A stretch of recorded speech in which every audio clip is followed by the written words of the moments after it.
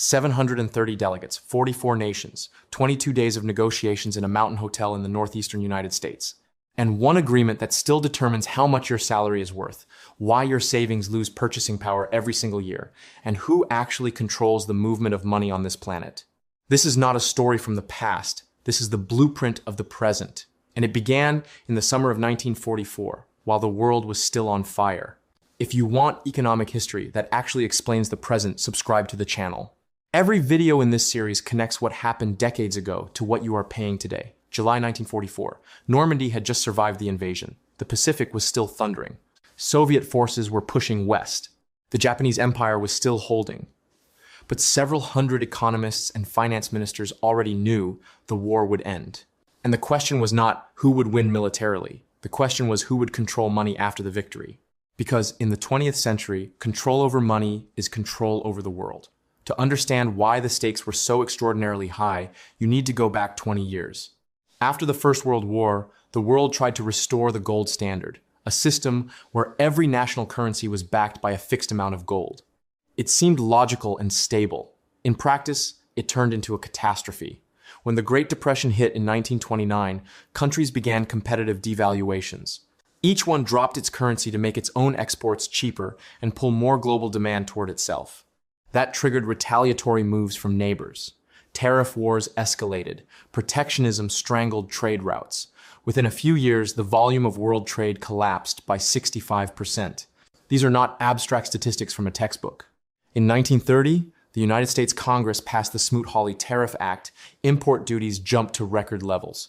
Trading partners responded in kind. Within 2 years, world exports had been cut in half. Unemployment in the US reached 25%. In Germany, even higher. Millions of people lost their savings, their jobs, their homes. That monetary chaos was the direct political foundation on which Nazism grew. That destroyed financial system paved the road to the Second World War. The delegates at Bretton Woods knew this chain of causation by heart. They were not meeting simply to build a new financial system. They were meeting to prevent the repetition of the same mistake that had already killed tens of millions of people. By 1944, the balance of power was absolutely clear. The United States controlled approximately 3/4 of all the world's gold reserves. It was the only major economy that emerged from the war not just intact, but strengthened. American industry was running at full capacity. American cities had not been bombed. American GDP had grown. Europe was in ruins. The British Empire was dying, though it still officially existed. The Soviet Union attended the conference, but later declined to ratify the final agreements, officially stating, according to Soviet documents, that the institutions being created were branches of Wall Street. Whoever holds the gold writes the rules. Everyone understood this. Especially two men, the two principal architects of the future world financial system, who arrived at Bretton Woods with fundamentally different plans. Meet the two people who determined the economic history of the next 8 decades. John Maynard Keynes, a British economist whom almost all his colleagues and opponents recognized as a genius. The man who reconceptualized all of macroeconomics during the 1930s. He came to the Bretton Woods Conference as an advisor to the British Treasury. Britain was a debtor nation. It had borrowed enormous sums from the United States to finance the war. And now Keynes wanted to build a system that would not place Britain and the entire rest of the world in permanent structural dependence on the American dollar. His proposal was called the Bancor. It was a fundamentally new idea, an international unit of account that would not be the currency of any single country. Something resembling what people today discuss in relation to IMF special drawing rights, but far more ambitious and far bolder. The Bancor would provide liquidity for world trade without giving any one nation a structural advantage over all the others. Countries running surpluses would automatically pay a fee for holding excess Bancor, creating an incentive to rebalance the global system. Keynes understood the core problem. If the reserve currency belongs to one nation, that nation gains the privilege of paying its debts in its own currency and never faces genuine disciplining pressure. The Bancor eliminated that privilege for everyone, including the United States. That is why it was conceptually more honest. But it had one fundamental flaw from a negotiating standpoint. The United States controlled approximately 3/4 of the world's gold. They had no rational reason to agree to a system stripping them of that advantage. Now Harry Dexter White, the lead American negotiator, Assistant Secretary of the U.S. Treasury. Less charismatic than Keynes, but White controlled what actually mattered, the American position and American money. He chaired Commission 1, which drafted the IMF charter. The IMF, not the World Bank, became the key institution of the new system. Keynes chaired Commission 2 on the World Bank. The weaker of the two institutions, not an accidental division, a direct reflection of the real balance of power at the table. White wanted to place the dollar at the center of the world order, not because it was theoretically ideal, but because it matched reality. The US had the gold. The US had the industrial capacity. The US had the only economy that emerged from the war, not just intact, but stronger. The decisive moment of the conference came during a discussion about the structure of the IMF. White had carefully inserted into the draft charter a phrase, gold and gold convertible exchange, wherever a specific unit of account was required. The Indian delegation, concerned about the convertibility of the rupee into sterling within the imperial preference system, asked the American delegation for a precise definition of what was meant by gold convertible exchange. And in that moment it became clear, the Americans meant primarily the dollar, a dollar standard pegged to gold, not the bancor, not a supranational currency, the dollar. Keynes lost. He knew it. At the closing plenary session on July 22, 1944, he said, "It has been our task to find a common measure, a common standard, a common rule acceptable to each and not irksome to any." He was too diplomatic to add aloud, "We did not fully succeed, at least not in the version he believed would hold." One striking detail, years later, after his political influence had faded, Harry Dexter White himself acknowledged, according to his personal papers, that the dollar's peg to gold at $35 per ounce was possibly a mistaken parameter. That at a different price point, the system would have lasted significantly longer. But in July 1944, he had the power, he had the gold, and he used both. So what exactly was created at Bretton Woods, and how did it function? First and most importantly, the dollar became the world reserve currency. It was pegged to gold at a fixed rate of $35 per troy ounce. The United States accepted an official obligation, upon request from the central banks of other countries, to exchange dollars for gold at that rate. This meant the dollar was as good as gold, but more convenient. Second, all other national currencies were pegged to the dollar within a narrow band of plus or minus 1%. A country could change that rate only in the case of, as written in the IMF Charter, a fundamental disequilibrium, and only with the fund's approval. In practice, this meant rigid fixed exchange rates and a system oriented entirely around stability. Third, the International Monetary Fund was created. Its mandate to monitor compliance with exchange rates and provide short-term loans to countries with balance of payments deficits, preventing them from resorting to competitive devaluations. The IMF Articles of Agreement were signed in December 1945 by 29 founding member states. Each country received a quota in the fund proportional to its share of the world economy. Fourth, the International Bank for Reconstruction and Development was created, known today as the World Bank. Its mandate long-term financing for the reconstruction of post-war Europe and infrastructure development in poorer countries. The system became fully operational in 1958, when European currencies restored full convertibility.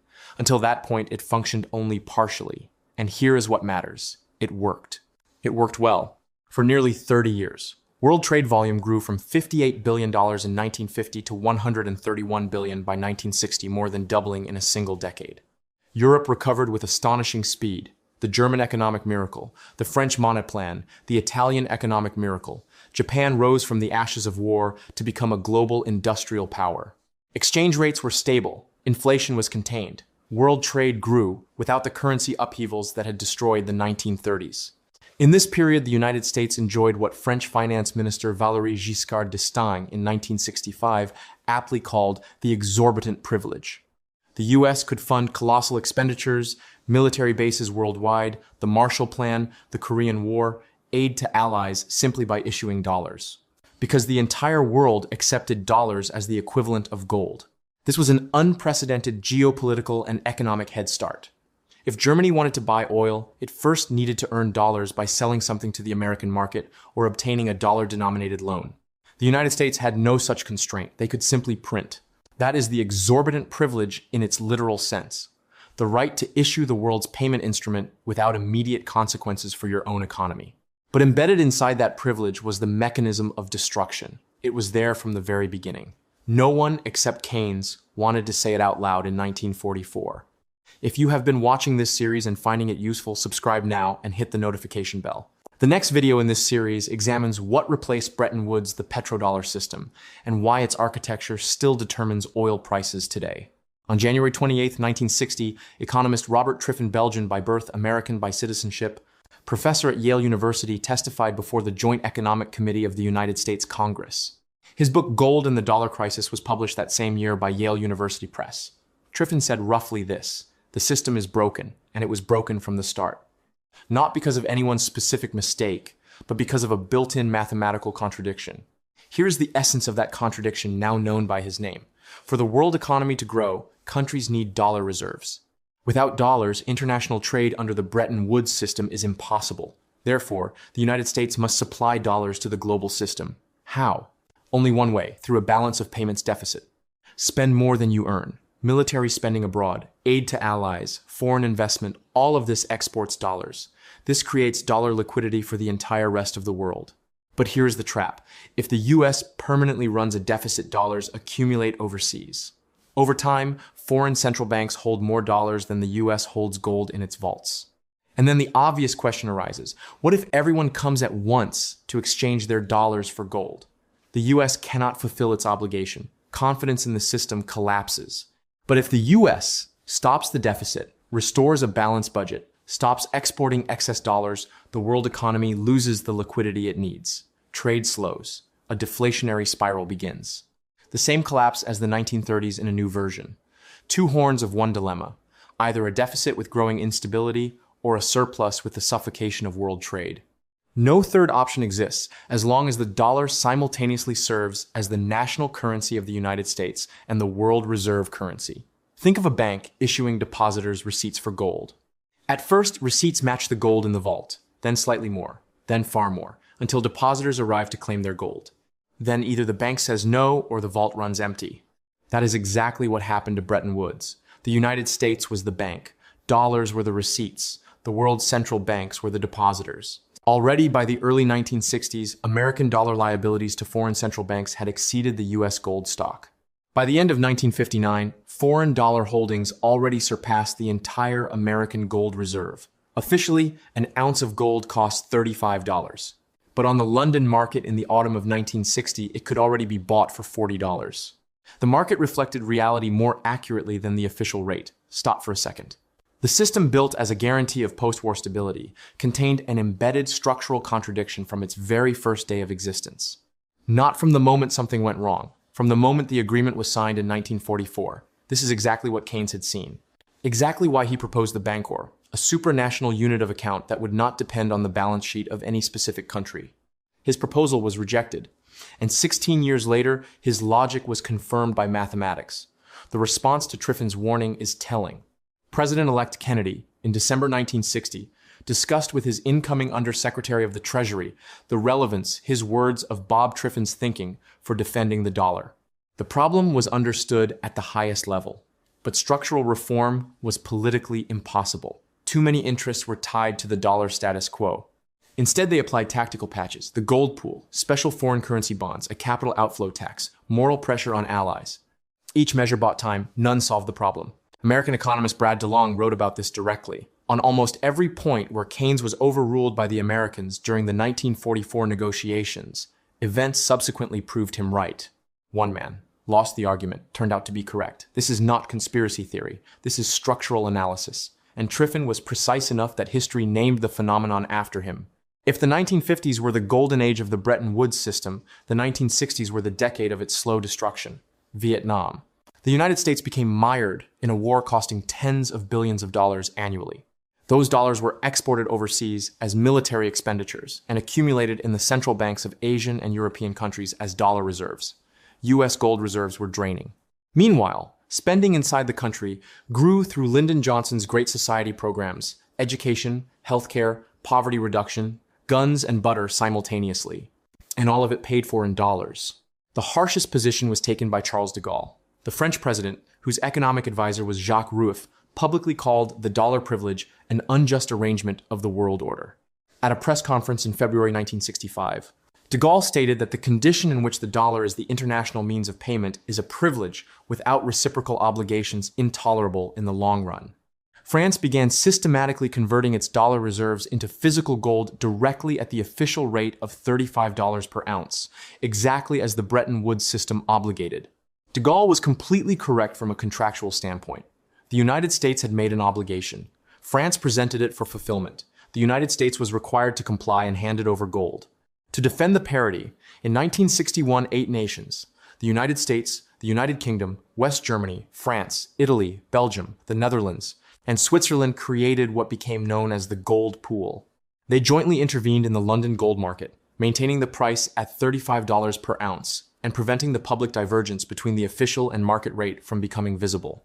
The total U.S. gold reserve at the start of the 1960s stood at approximately 20,000 tons. By 1968, it had fallen to approximately 9,679 tons. More than 10,000 tons of gold gone in less than 1 decade. This fact is verified and documented. In March 1968, the gold pool ceased to exist. The pressure on the system had become unbearable. A 2-tier market was introduced.